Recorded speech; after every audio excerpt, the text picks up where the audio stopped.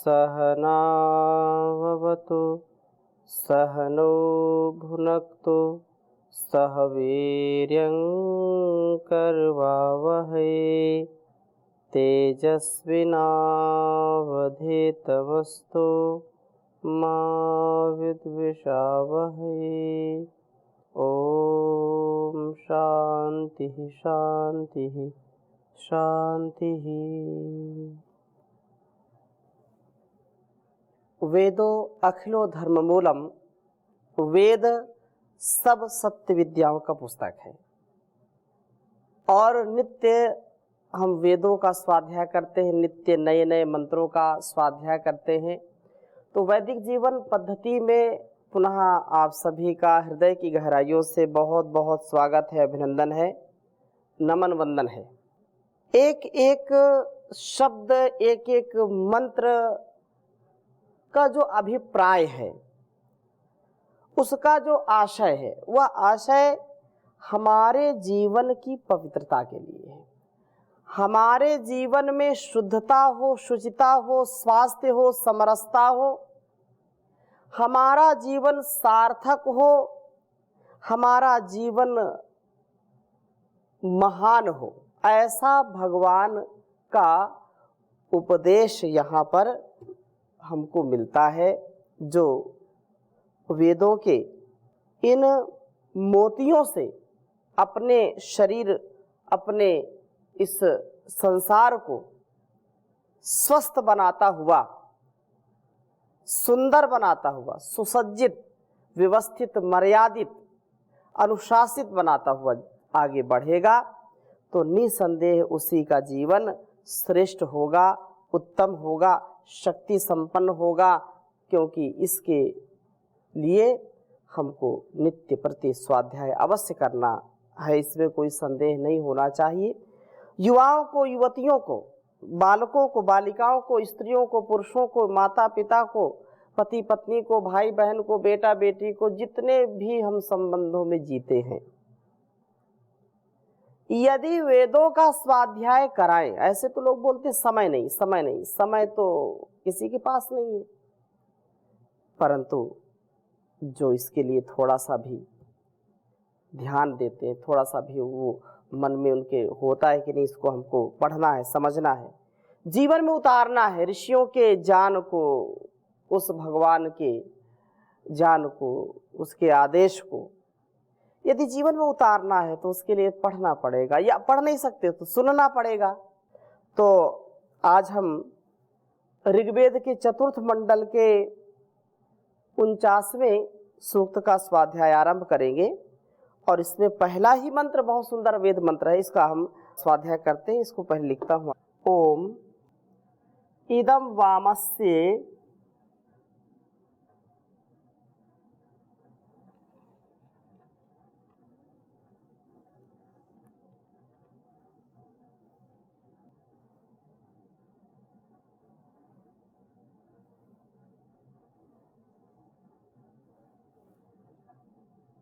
वामास्य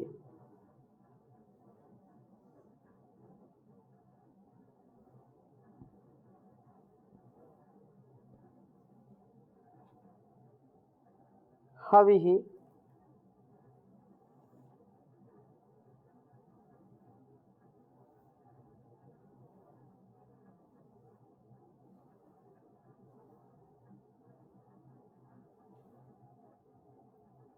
प्रियम इंद्रा बृहस्पति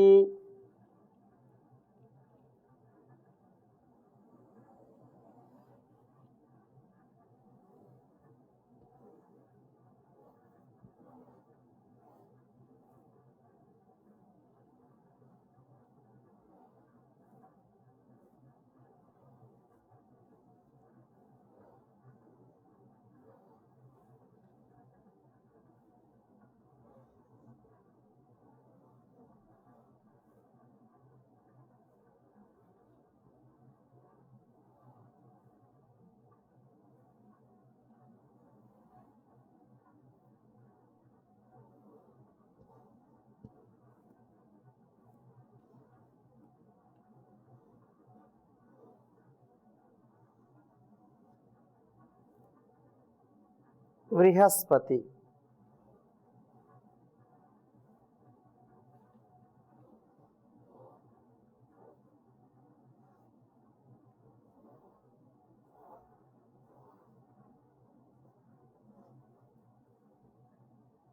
प्रियमिंद्रा बृहस्पति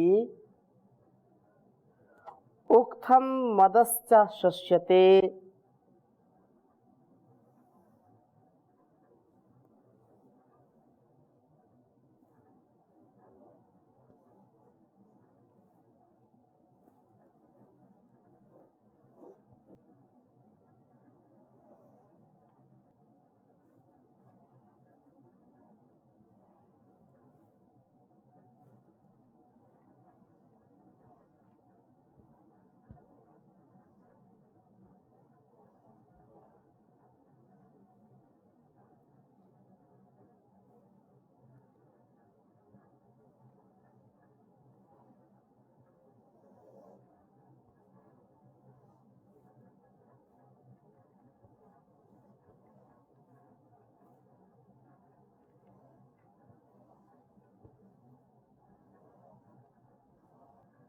ऋग्वेद के चतुर्थ मंडल के 49वें सूक्त का यह पहला मंत्र है।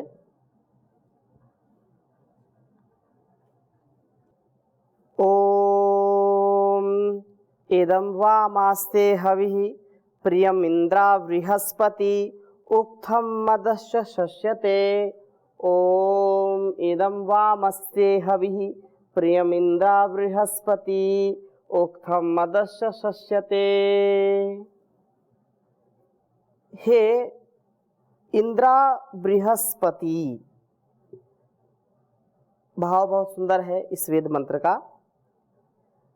इंद्रा बृहस्पति शक्ति और ज्ञान का ऐश्वर्य प्राप्त करने वाले व्यक्तियों, शक्ति से भी संपन्न हो और ज्ञान से भी संपन्न हो, ज्ञान से भी परिपूर्ण और शारीरिक मानसिक बल से भी हमारा विकसित जीवन हो।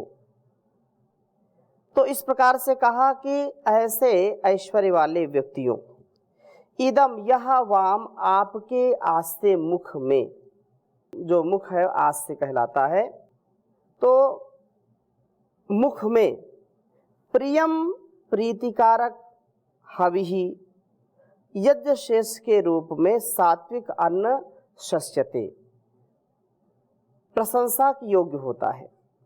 आप यज्ञ शेष का सेवन करते हो। हमारे संस्कारों में, भारतीय विचारों में कभी भी अकेले बैठ करके खाना, चोरी चोरी खाना, अभक्ष पदार्थों को खाना, अहितकारी पदार्थों को खाना श्रेष्ठ नहीं माना गया। मिल करके बैठ करके साथ में सात्विक, स्वास्थ्यवर्धक, पुष्टिकारक, बुद्धि को दूषित न करने वाले, बुद्धि को शुद्ध करने वाले तथा ऐसे पदार्थ जो हमको वात पित्त कफ में पूर्ण रूप से सहयोग करें संतुलन बनाने में। परंतु कालांतर में जब वेदों का अध्ययन अध्यापन छूट गया, शास्त्रों का अध्ययन अध्यापन छूट गया, आयुर्वेद का ज्ञान भी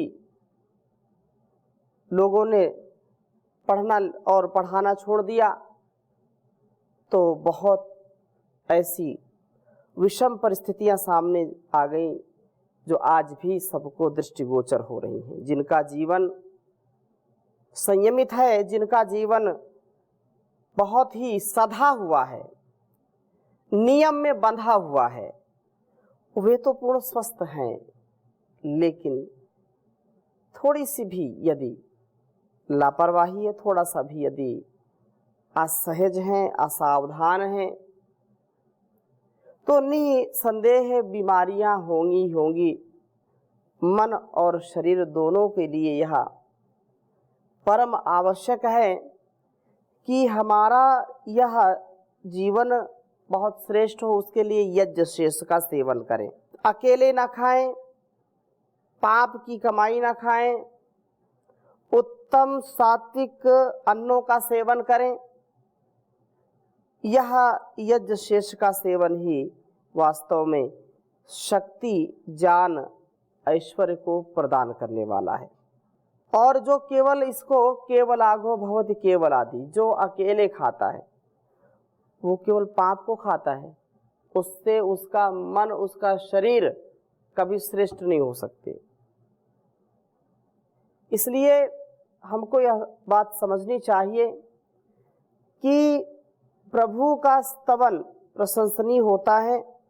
उक्थम जो कहा है, आपसे ही किया जाने वाला यह प्रभु का स्तवन प्रशंसनीय होता है। यह स्तवन ही आपको संसार के विषयों में फंसने से बचाते हैं। और मदह, आपका यह उल्लास शंसनीय होता है। आप सात्विक अन्न के सेवन व स्तवन से उल्लासमय जीवन वाले हो जाते हैं। यदि हम सात्विक अन्न का सेवन करते हैं तो प्रभु स्तवन को अपनाएंगे, उससे उत्साह आएगा और जीवन हमारा ऐश्वर्यशाली हो जाएगा। लेकिन यदि हम उन आहारों का सेवन करते हैं जिनसे हमारे विचार भी दूषित होते हैं, तो ऐसे आहार का सेवन हमको नहीं करना चाहिए, क्योंकि आहार शुद्ध सत्व शुद्धि कहा है। आहार की शुद्धि से हमारी बुद्धि की शुद्धि होती है, और जिसकी बुद्धि ठीक है उसके सारे कर्म भी श्रेष्ठ होंगे। जिसकी बुद्धि ठीक नहीं है उसका कर्म भी श्रेष्ठ नहीं होगा। श्रीमद् भगवत गीता में भी बहुत सुंदर बात आई है आहार के विषय में। सात्विक आहार, राजसिक आहार, तामसिक आहार, तो इन आहारों को हमको समझना है।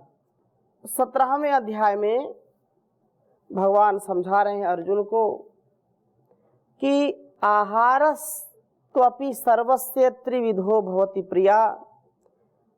ये आहार भी 3 प्रकार से लोगों को प्रिय होते हैं, जिसकी जैसी प्रवृत्ति है। तामसिक प्रवृत्ति है, राजसिक प्रवृत्ति है, सात्विक प्रवृत्ति है, तो अपनी प्रवृत्ति के अनुसार उनका जैसा स्वभाव बना, जैसा संस्कार बना हुआ, वैसे ही आहारों का वो सेवन करते हैं। परंतु जो सात्विक लोग होते हैं, जिनकी आयु भी दीर्घ होती है, स्वस्थ रहते हैं, तो उनका आहार भी वैसा ही होता है। इसलिए कहा है 8वें श्लोक में 17वें अध्याय के, आयु सत्व बलारोग्यः सुख प्रीतिर्विवर्धनाः रस्या स्निग्धा स्थिरा हृदया आहारा सात्विक प्रिया। आहार के विषय में हमको पूर्ण रूप से सजग होना चाहिए। आश्चर्य यह है कि हम आज के इस वातावरण को देखते हैं, समाज को देखते हैं, घर परिवार को देखते हैं, तो बड़ा आश्चर्य होता है। जिन बातों पर ऋषियों ने हमको ज़्यादा ध्यान दिलाया, जिन बातों पर ज़्यादा ही सावधानी रखने की बात कही है, आज उन्हीं बातों का लोग विपरीत अर्थ लेते हैं, और विपरीत अर्थ के साथ साथ उसको न तो स्वयं जीते हैं और न दूसरों को प्रोत्साहित करते हैं कि ऐसा जीवन जिए। कोई व्यक्ति पुरुषार्थ करता भी कि नहीं, मुझको अच्छे आहार, सात्विक आहार लेना है, अभक्ष्य पदार्थ नहीं खाने, तो लोग उसको जीने नहीं देते। यद्यपि एक स्तर जब बन जाता है तो फिर कोई कुछ भी नहीं कहता, लेकिन आरंभ के काल में अत्यंत मुसीबतों का जो है सामना करना पड़ता है, उनको झेलना पड़ता है। जैसे किसी कार्यक्रम में किसी के घर हम गए तो व्यक्ति वह चीज़ जो हमको नहीं पसंद, नहीं खाते, हमारे नियम में नहीं है, उसको जरूर खिलाएंगे, और बोले नहीं खाएंगे तो हमारा आपका कोई मैत्री भाव नहीं।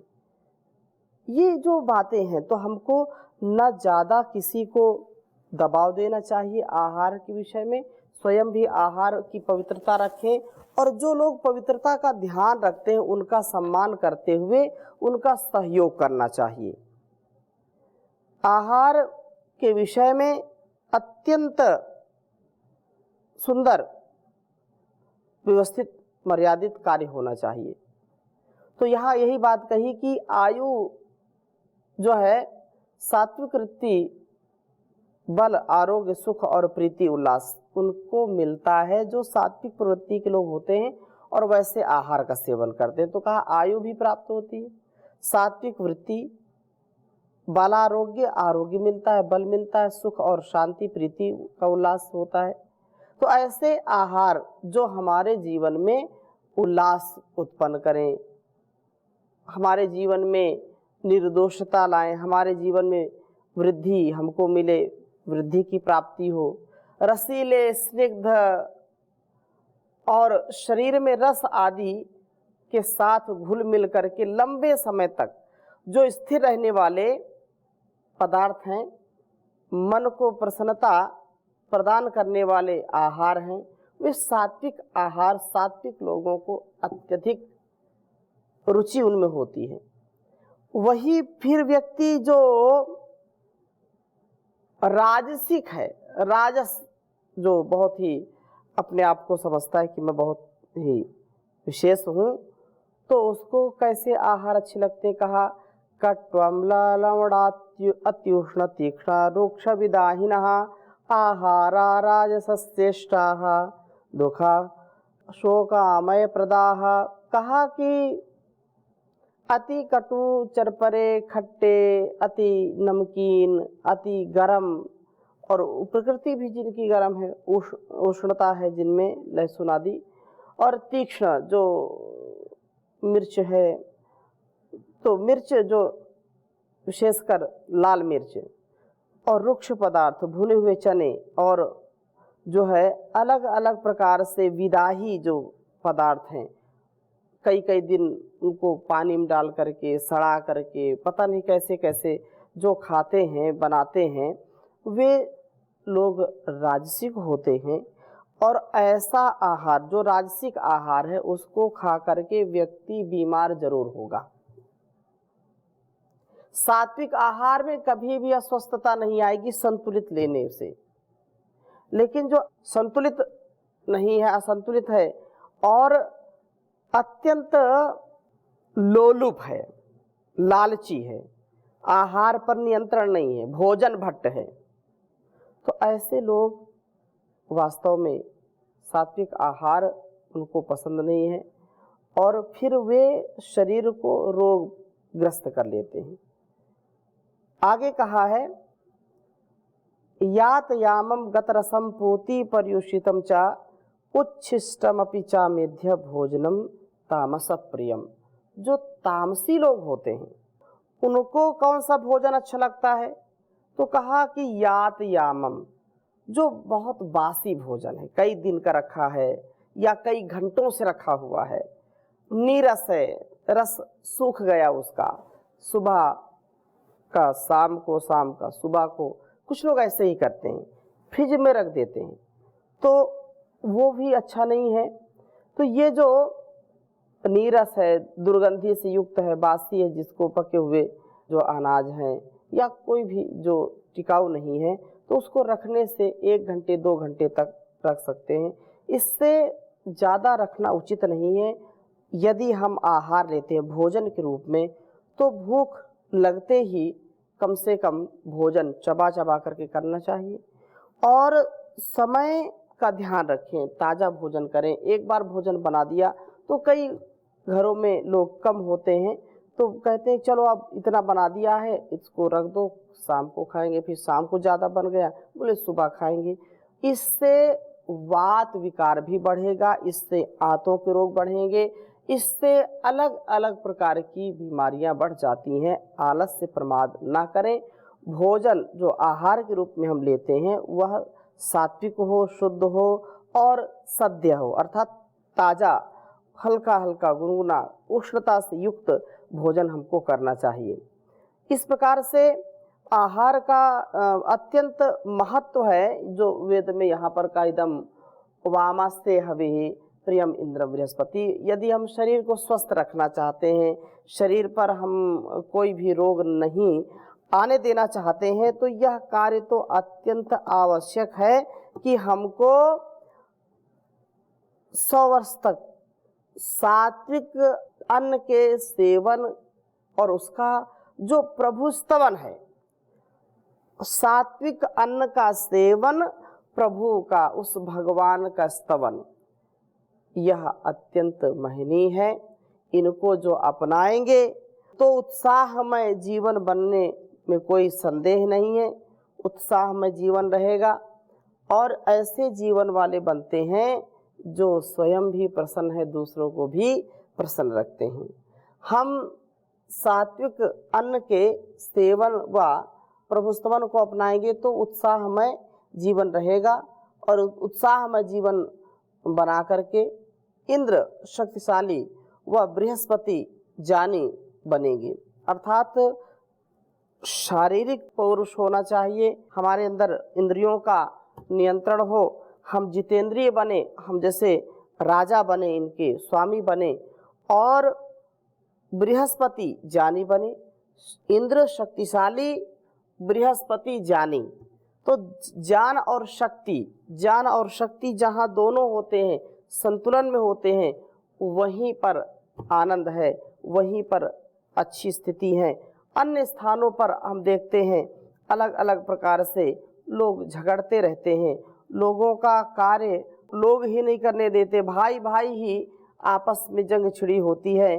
तो हम इसको जाने समझें और प्रभु की आज्ञा का निर्वहन करें। इसलिए कहा हम प्रभु का स्तवन करते हैं और प्रभु से जिसका संबंध उसको हरदम आनंद ही आनंद है।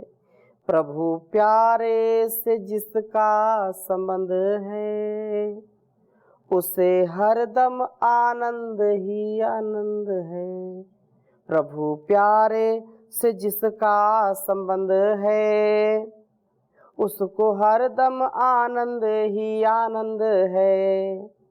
झूठी ममता से करके किनारा लेके सच्चे प्रभु का सहारा, जो उसकी रजा में रजामंद है उसे हरदम आनंद ही आनंद है।